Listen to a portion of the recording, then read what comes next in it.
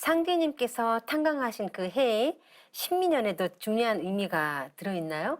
네, 그렇습니다. 이 상대님께서 탄강하신 해는 조금 전에 살펴보았듯이 신민년, 서기로는 1870년입니다.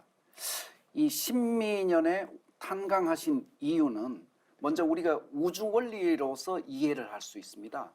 그 우주의 이 변화 섭리에서 여름에서 가을로 바뀔 때 그때는 화극금이라고 해서 이 금화가 서로 상쟁을 하게 됩니다.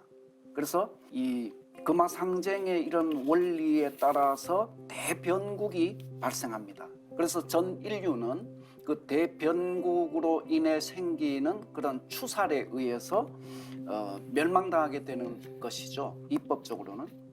그러나 대자연의 변화 섭리는 그 섭리가 단절되는 법이 없거든요. 그러면 어떻게 이 화극금의 그런 대변국을 극복하고 그 가을의 이상세계로 들어가느냐라고 하는 것은 그 원리가 뭐냐면 이 오행의 상생도에서 화생토, 토생금의 그런 섭리입니다.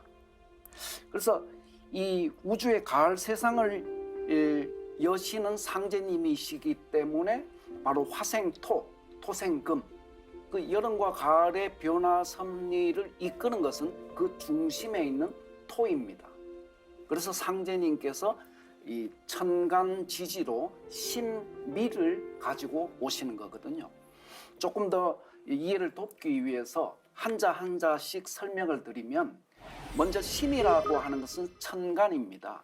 천간인데 그것을 파자를 하면 설립자의 열십자로 이 글자가 구성되어 있습니다. 이것은 지상의 십천의 세계, 곧 우주의 가을을 세운다, 이런 의미가 있습니다.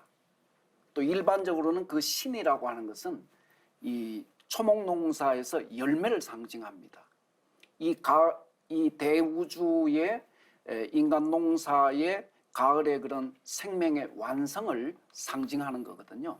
그래서 신은 그런 의미가 들어있고, 그리고 미는 토인데, 오행으로 토인데 이 토 중에서 미토는 십토입니다.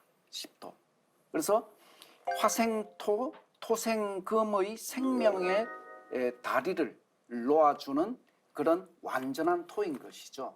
그러니까 이제 신금이라고 하는 거는 뭐 우주 가을철에 천지만물을 결실하는 하나님의 어떤 추수 정신이 드러나는 걸로 이제 정리가 되고, 미토는 여름에 그 화기를 끌어안고 이제 가을의 무국생명을 후천 통일 운수로 넘기는 중차대한 역할이 미토에 있는데, 근데 뭐 교회도 다녀보고 성당을 다녀보면은 그 성서 속의 메시지가 다 하나님의 어린 양 타령 이렇게 많지 않습니까? 그래서 마태복음에도 이런 구절이 있거든요. 그래서 그날과 그때는 아무도 모르나니 하늘의 천사들도 모르고 아들도 모르고 오직 아버지만 아신다. 그래서 뭐 교회 다녀보고 성당 다녀보면은 그 오직 예수로 끝나잖아요. 근데 그 예수님은 오직 아버지로 끝나거든요. 그러니까 당신은 아버지가 아니고 아버지의 대행자일 뿐이고 나는 예고편이고 나중에 본방을 꼭 사수하라고 그렇게 십자가에 못 박혀서 광고를 하고 가셨는데, 그 이제 제자들이 그 본질을 이제 망각해 버리는 우를 범했는데, 그래서 하나님께서 그 우주 원리적으로도 신미생이지만 띠로는 이제 양띠인데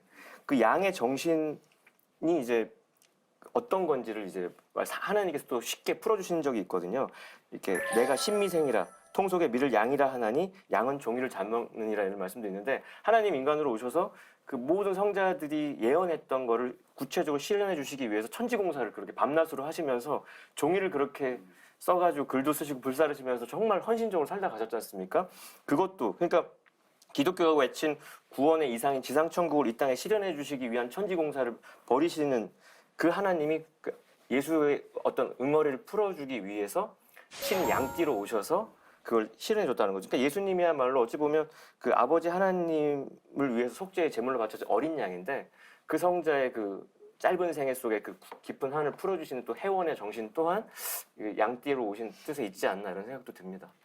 네, 성자들을 내려보내신 하나님으로서 그들의 꿈과 이상을 이뤄주시기 위해 신민년에 탄강하셨다는 말씀이시잖아요.